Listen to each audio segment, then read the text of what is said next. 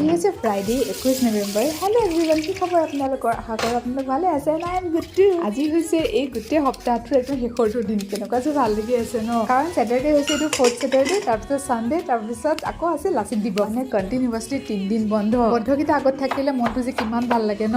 Relate চাগে বহুতে কৰিব। তো বন্ধৰ কাৰণে দাদা আৰু বৌ ঘৰলৈ আহি আছে।